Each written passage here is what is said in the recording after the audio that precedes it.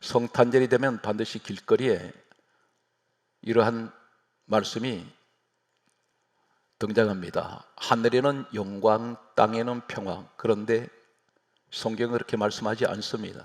분명 하늘에는 하나님께 영광입니다. 그런데 이 성탄은 땅에서는 누가복음 2장 14절에 기뻐하시는 사람들 중에 평화입니다. 과연 하나님이 기뻐하시는 사람이 누구일까요? 아무에게나 성탄의 기쁨은 오지 않습니다. 막연하게 하늘엔 영광, 땅의 평화가 아닙니다. 잘못되었습니다. 성경은 분명히 누가복음 2장 14절에는 하늘에는 영광이요 땅에서는 기뻐하시는 사람들 중에 평화입니다. 오늘 시간 하나님이 기뻐하시는 사람은 누구입니까?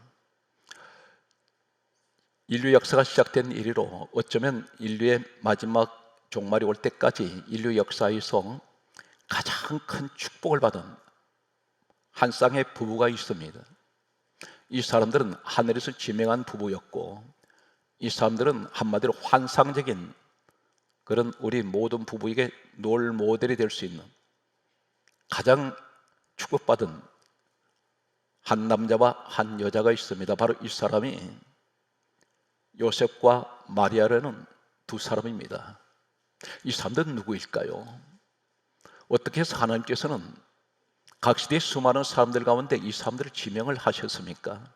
하늘에서 이 사람들을 알고 계시는 요셉은 과연 어떤 사람이며 마리아는 어떠한 사람입니까? 이 사람들에게 독생하신 하나님, 빌립보서 2장 6절에 근본 하나님 본체 되시는 예수님이 친히 그들에게 찾아오신 이 성탄의 기쁨은 이 시대에도 마찬가지입니다. 내 같은 귀신을 쫓아내고 능력을 행하고 불을 끌어내리고 많은 세상 재물을 긁어 모으고 많은 세상에 공부를 많이 해서 학자 중에 학자가 된다 해서 주님이 그 사람 찾아오실까요? 아닙니다. 미리 말씀드리지만 요셉은 목수 일을 하는 사람입니다. 배운 것이 별로 없습니다. 세상 학문이 없습니다. 그런데 이 사람은 가난하게 살아가는 사람입니다. 대단히 비천한 그런 신분이지만 하늘에서는 이 사람들을 가장 귀하게 보시고 독생하신 예수 그리스도를 그들을 통해서 하나님께서는 오게 하셨고, 요셉은 육신의 아버지가 되게 하셨고, 마리아는 이 동정녀를 통해서 성령께서 잉태하게 하신 바로 가장 거룩한 여인이라고 할 수 있는 마리아. 이 사람은 도대체 누구입니까? 오늘 이 자리에 마찬가지로 나는 변변치 못한 환경에서 오늘도 살아가고 있습니다, 아버지. 그런데 이 성탄의 기쁨을 맞이하면서 기뻐하시는 사람들 중에 평화가 오늘 여러분에게 찾아오시는 이 성탄의 기쁨을 누리시는 시간 되시길 바랍니다. 그리고 이 나라가 큰 위기를 맞이하고 있는 이 시대에 하나님께서 오늘 성탄의 이 메시지가, 이 말씀이 성경에서 시작해서 성경을 끝나는 오늘 말씀 가운데 이 민족을 향하신 모든 나라의 주권은 하나님께서 쥐고 계시는데, 오늘 이 말씀대로만 이 민족이 이루어진다면, 변화가 된다면 하나님께서는 이 나라가 화가 변화의 복이 되게 하실 것이고 세계에서 가장 강대국 중에 강대국으로 세우시는 이 축복이 있을 것입니다. 하나님께서는 이 땅에 예수님이 오시기 전 약 1500년 전에 모세라는 사람이 태어나게 됩니다. 그리고 이 모세를 통해서 창세기, 출애굽기, 레위기, 민수기, 신명기 5권의 책을, 성경을 기록하게 하셨습니다. 이때가 예수님이 이 땅에 오시는 성탄 때까지 약 1500년 전의 사건입니다. 모세가 기록했던 사건 가운데 창세기 49장 10절 말씀에 보면 이미 하나님께서는 이 땅에 메시아께서 오실 것을 예언을 하셨습니다. 그 말씀이 창세기 49장 10절에 유다의 가문을 통하여, 유다의 혈통을 통해서 실로가 오실 것이라고 했습니다. 정확하게 창세기 49장 10절에 기록됩니다. 이 실로는 메시아입니다. 하나님께서는 이미 1500년 전에 모세를 통해서 이 말씀을 예언하셨습니다. 예수님께서 이 땅에 오셨을 때 예수님의 육신의 혈통은 유다라는 집안의 혈통입니다. 그런데 마태복음 1장 3절에 보게 되면 예수님의 육신의 혈통이 기록되는데 그 가문이 기록되면서 유다가 기록되고 있습니다. 그리고 마태복음 1장 6절에 보게 되면 이 유다의 혈통을 통해서 다윗이 태어나는 것을 기록하고 있습니다. 그리고 다윗의 혈통을 통하여 마태복음 1장 16절에는 바로 다윗의 자손 요셉이 태어나게 됩니다. 이 요셉이 예수님 육신의 아버지로 세우시는 사람입니다. 성경 말씀은 이렇게 기록합니다. 마태복음 1장 18절에 보게 되면 예수 그리스도의 나심은 이러하니라 이렇게 말씀하시면서 그 어머니 마리아가 요셉과 약혼하고 동거하기 전 성령의 잉태한 것이 나타났더니 이렇게 말씀하고 있습니다. 오늘 이 말씀의 마태복음 1장 18절을 요약을 하면 마리아는 요셉과 약혼을 했다고 기록되어 있습니다. 참고로 말씀드리면 유대의 결혼 관습을 잠깐 소개하겠습니다. 결혼을 하면 바로 전 단계가 약혼인데, 약혼을 했을 때는 이미 결혼이라는 마지막 예시만 남겨놓은 이 유대의 관습은 약혼을 했을 때 이미 동거를 할 수가 있습니다. 그리고 두 사람 간에 서로 여보 당신이라고 그렇게 호칭을 사용할 수가 있습니다.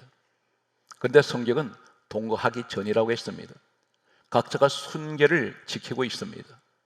정식 결혼 때까지는 요셉도 마리아도 자신의 순계를 서로 지켜주었습니다. 그런데 성령으로 잉태된 것이 나타났더니, 이 말씀은 동정녀 처녀 몸에 성령께서 잉태하게 하셨습니다. 그런데 나타났더니 이 말씀이 뭐냐면 이 마리아의 배가 점점 불러오기 시작합니다. 확연하게 드러나기 시작합니다. 그런데 이상한 것은 정작 신랑들은 요셉은 이 사실을 모르고 있습니다. 그래서 성경은 이렇게 기록합니다. 마태복음 1장 19절의 말씀을 보면은 성경 강조하기를 요셉은 그 남편 요셉은 의로운 사람이라 그렇게 말씀합니다. 그 남편 요셉은 의로운 사람이라 그를 드러내지 아니하고 가만히 끊고자 하여. 마태복음 1장 19절까지 오는 이 때까지는 요셉은 아무것도 모릅니다. 이 마리아 몸에 잉태된, 성령으로 잉태된 사건은 하나님께서 알고 계시고 이 사실을 전해주었던, 마리아에게 전했던 천사가 알고 있고 마리아가 알고 있습니다. 그런데 요셉에게는 전혀 가르쳐 주시지 않았습니다. 왜 그럴까요? 당연히 요셉은 오해할 수밖에 없습니다. 사랑하는 아내가 이제 곧 부부가 될 사람이 다른 남자와 동침을 해서 아이를 가졌구나 하는 생각을 가질 수밖에 없습니다. 성령께서 자신의 아내 될 사람에게 아이를 잉태했다는 사실은 전무후무한, 들어본 적도 없고 본 적도 없습니다. 상상할 수가 없었습니다. 어느 날 요셉이 마리아를 보았을 때 눈에 드러나게 배가 불러왔습니다. 요셉은 심한 배신감에 밤잠을 이루지 못하면서 괴로워했는지 모릅니다. 고통스러운 밤을 그는 지내고 있었는지 모릅니다. 사랑했던, 믿었던 저 여자가 나를 배신하고 다른 남자와 사이에서 아이를 가졌구나 하는 생각을 할 수밖에 없습니다. 마태복음 1장 19절까지 이 사람은 그래서 그를 드러내지 아니하고 가만히 끊고자 했던 이 내용은 어떤 것이냐면, 전혀 이러한 사실을 몰랐던 그는 일반적으로 생각하면 양가 집안 누구든지 만나서 이 사실을 이야기할 수 있습니다. 요셉에서 우리가 이해할 수 있는 것은, 그리고 어쩌면 고민하던 나머지 가장 가까운 친구에게라도 아니면 친척 누구에게라도, 부모님에게라도 마리아가 임신하는 것은 내 아이가 아니라고 말할 수 있습니다. 그런데 그를 드러내지 아니했습니다. 가만히 끊고자 했습니다. 하나님께서 왜 요셉을 선택하시는지 이해할 수가 있습니다. 요셉은 분노할 수 있습니다. 혈기를 낼 수 있습니다. 한 번쯤이라도 마리아에게 찾아가서 윽박지를 수 있습니다. 폭행할 수 있습니다. 그리고 도대체 그 남자가 누구냐고 추궁할 수가 있습니다. 그런데 단 한 번도 요셉은 마리아에게 누구와의 사이에서 이 아이를 가졌느냐고 물어본 적이 없습니다. 한마디도 말하지 않았습니다. 역시 마리아도 성령으로 잉태된 사실을 요셉에게 성경은 단 한 번도 말한 적이 없습니다. 왜 그럴까요?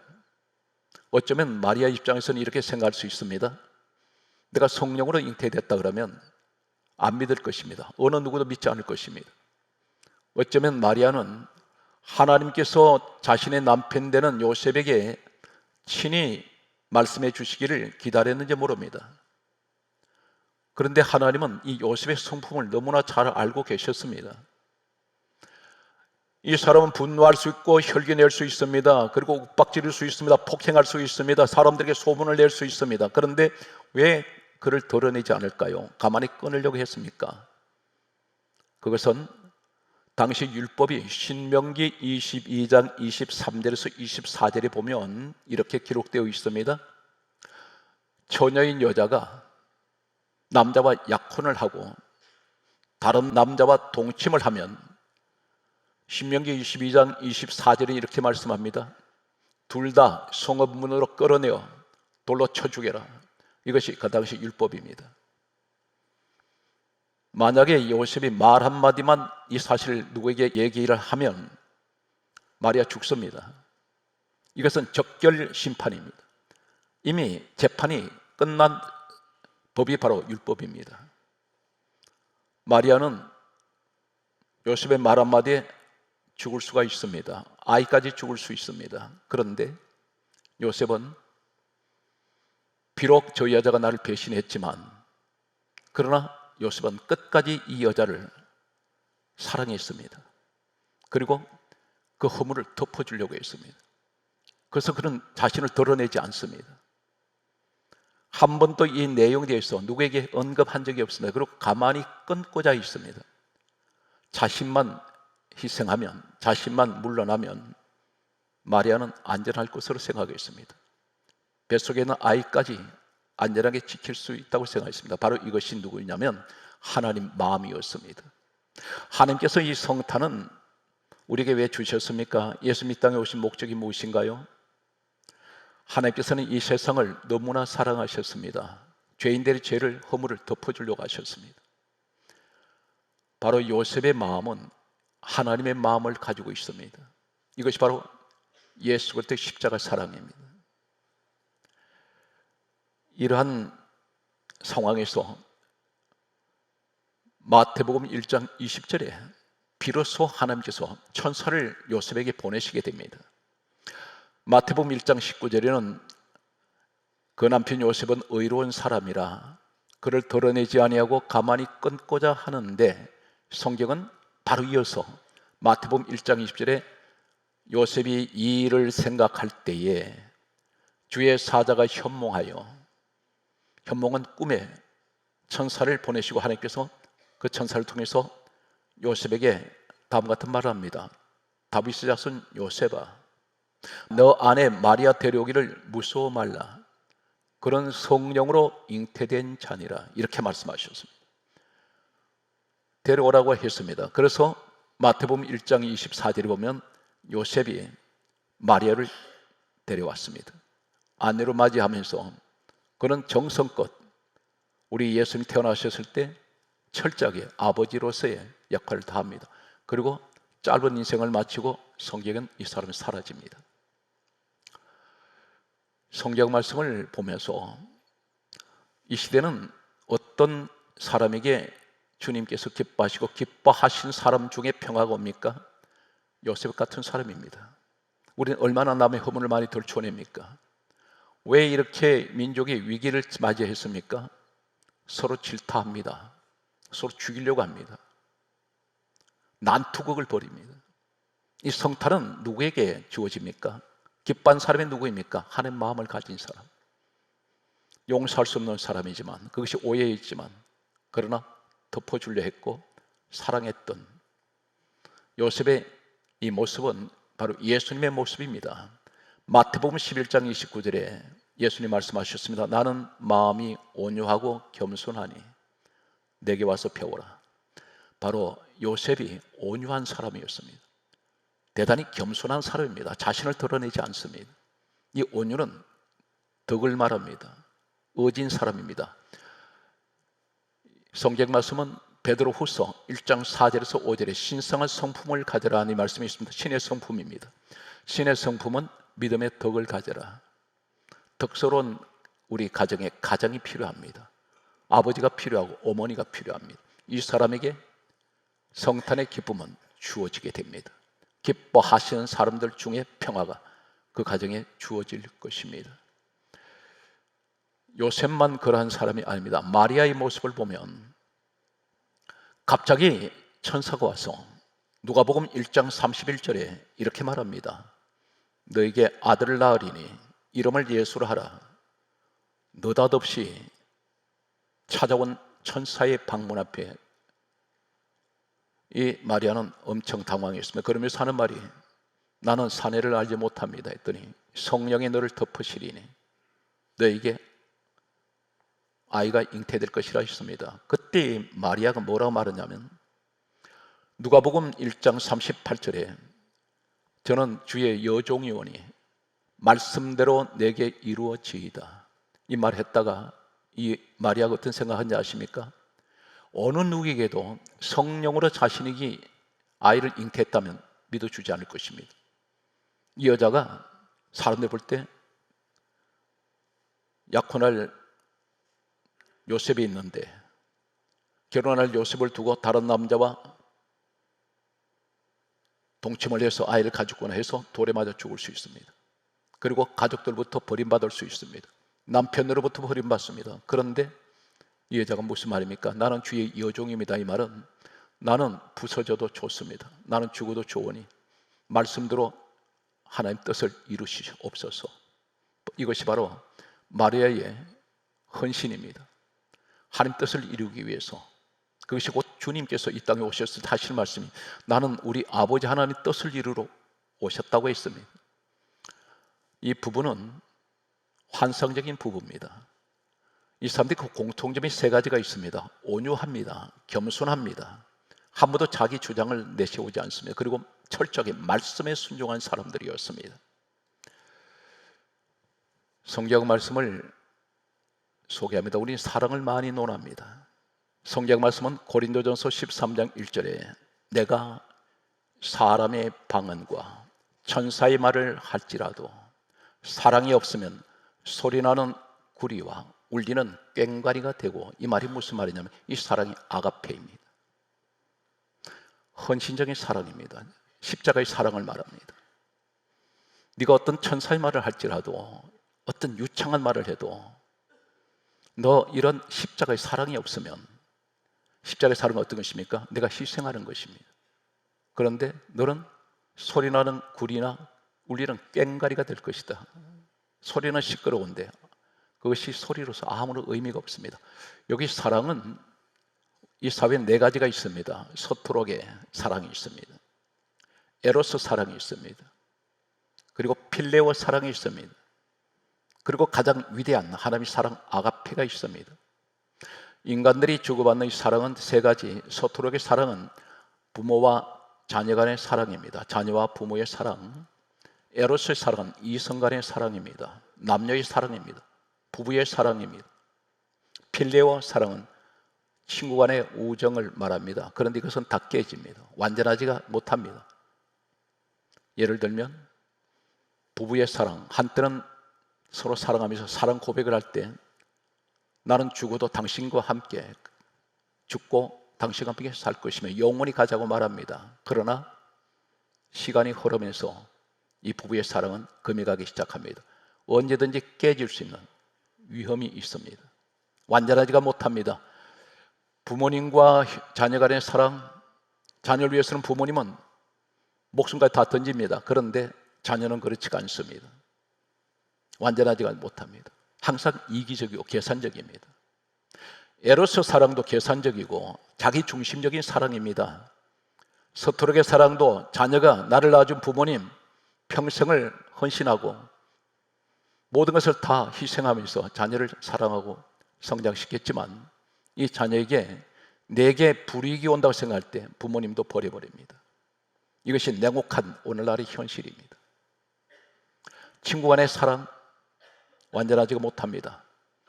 언제든지 내 조건이 맞지 않을 때는 친구 간의 사랑은 금이 가버립니다. 그러나 아가페의 사랑은 그렇지 않습니다. 주는 사랑입니다. 받는 사랑이 아닙니다. 예수님 모든 것을 다 주셨습니다. 이 사랑이 십자가의 사랑인데 이 사랑이 없다면 우리는 아무런 의미가 없습니다. 하나님 사랑 때문에 구원받았습니다. 믿음은 소망 사랑 가운데 제일은 사랑이라 했는데 믿음만 가지고 됩니까? 믿음이 있는 사람은 소망을 가져야 됩니다. 소망이 어디까지 가야 됩니까? 십자가의 사랑까지 가야 합니다. 이것이 마지막 모든 것이 믿음, 소망, 사랑 가운데 제일은 사랑이라 있습니다. 오늘 여러분 여러분 가정이 그런 가정이 되시길 바랍니다. 성경 말씀은 계속해서 소개합니다. 고린도전서 13장 1절을 강조하겠습니다. 내가 사람의 방언과 천사의 말을 할지라도 사랑이 없으면 소리나는 구리와 울리는 꽹과리가 되고, 성경 말씀은 고린도전서 13장 2절에 이렇게 말씀합니다. 내가 예언하는 능력과 모든 비밀과 모든 지식을 알고 또 산을 옮길 만한 믿음이 있을지라도 사랑이 없으면 너는 아무것도 아니에요. 십자가의 사랑 때문에 우리가 교회를 나왔고 구원받았습니다. 믿음은 어디부터 옵니까? 십자가의 사랑을 믿는 것이 믿음입니다. 그런데 어떤 능력을 행한다 해도 예수 그리스도의 사랑이 없으면 너는 아무것도 아니라는 것입니다. 고린도전서 13장 3절 말씀은 또 우리에게 다음과 같은 말씀을 하고 있습니다. 내가 가진 내 모든 것으로 구제하고 내 몸을 불사르게 내어 줄지라도 사랑이 없으면 아무 유익이 없느니라. 어떤 구제를 하고 자선봉사를 아무리 많이 해도 예수 그리스도 십자가 사랑이 아니면 우리는 아무 유익이 없습니다. 아무 소용이 없다는 것입니다. 고린도전서 13장 4절을 소개합니다. 사랑은 오래 참고, 사랑은 온유하며, 사랑은 시기하지 아니하고, 사랑은 자랑하지 아니하며, 사랑은 교만하지 않습니다. 이것을 실천한 사람이 바로 요셉과 마리아입니다. 성경 말씀은 고린도전서 13장 5절 말씀은 또 우리에게 다음과 같은 말씀을 하고 있습니다. 사랑은 무례히 행하지 아니하고, 사랑은 자기 유익을 구하지 아니하고. 이 사실 믿습니까? 바로 요셉이 그것을 실천했습니다. 그리고 하는 말이 고린도전서 13장 5절에 사랑은 성내지 아니하며, 사랑은 악한 것을 생각지 아니합니다. 바로 요셉이 마리아를 향한 그 마음이었습니다. 고린도전서 13장 6절 말씀은 이렇게 말씀합니다. 사랑은 불의를 행하지 아니하고, 사랑은 진리와 함께 기뻐하며. 진리가 바로 요한복음 14장 6절에 예수님이 말씀합니다. 내가 곧 길이요 진리요 생명이니 나로 말미암지 않고는 아버지께로 올 자가 없다. 천국을 갈 수 있는 길은 오직 예수 그리스도만이 구원의 길이 되십니다. 이 사실 믿으시기 바랍니다. 고린도전서 13장 7절에 이렇게 말씀합니다. 사랑은 모든 것을 참으며, 사랑은 모든 것을 믿으며, 사랑은 모든 것을 바라며, 사랑은 모든 것을 견디느니라. 이것이 바로 십자가의 사랑이라는 것입니다. 그러면서 고린도전서 13장 13절에 하신 말씀은 믿음, 소망, 사랑 가운데 제일은 사랑이라. 사랑하는 성도 여러분, 많은 것을 세상 것을 가져야 하겠으나 그러지 못할지라도 여러분 가정에 예수 그리스도의 십자가 사랑이 충만하시기 바랍니다. 이 가정이 진정한 행복한 가정입니다. 서로 주는 사랑, 헌신적인 사랑을 말합니다. 내가 이 사람을 위해서 희생하겠다는 그 사랑을 가지면 이 가정은 분명 천국이 됩니다. 왜 다툽니까? 내 조건이 맞지 않기 때문입니다. 이기적인 생각 때문입니다. 계산을 하기 때문입니다. 내게 손해가 온다고 생각하기 때문입니다. 진정한 그리스도의 사랑은 나를 희생하는 사랑입니다. 마치 초는 자신을 태우면서 녹아지면서 사방에 빛을 냅니다. 나 한 사람 희생할 때 사방이 밝아질 수 있습니다. 이 사비가 그러기를 간절하게 소망해 봅니다. 너희는 세상의 소금이 되어 있습니다. 소금은 소금 그 자체로 그냥 있으면 맛을 내지 못합니다. 소금은 형체가 없어질 때, 녹아버져 버릴 때 모든 사람들에게 맛을 줍니다. 우리 신체 가운데 유일하게 암이 생기지 않는 장기가 하나 있습니다. 심장입니다. 심장은 암이 생기질 않습니다. 햇빛을 받지 않는데 우리 내장이 왜 그렇게 부패하지 않습니까? 염도가 있기 때문입니다. 심장은 염도가 가장 신체 부분 중에 염도가 가장 높습니다. 바닷물이 섞지 않습니다. 왜 그렇습니까? 소금 염분이 있기 때문입니다. 그래서 가장 염분이 높은 염도가 강한 심장에는 암이 생기지 않는다고 합니다. 오늘 사랑하는 성도 여러분, 내가 소금 역할을 해야 됩니다. 내가 녹아질 때에, 형체가 없어질 때 내 가정은 진정한 맛을 낼 수가 있고 암덩어리 같은 이런 문제가 발생하지 않을 것입니다. 말씀을 정리하겠습니다. 성경 말씀에는 결론은 이렇게 말씀합니다. 빌립보서 2장 5절에 너희는 이 마음을 품으라 곧 그리스도의 예수의 마음이니. 예수님은 빌립보서 2장 6절에 근본 하나님 본체가 되십니다. 신의 성품을 가지라고 말씀합니다. 온유하십시오. 그리고 겸손하셔서 서로서로 사랑할 수 있는 이 성탄의 기쁨을 누리는 십자가의 사랑이 여러분 가정에 충만하시기를 주 예수 이름으로 축복합니다.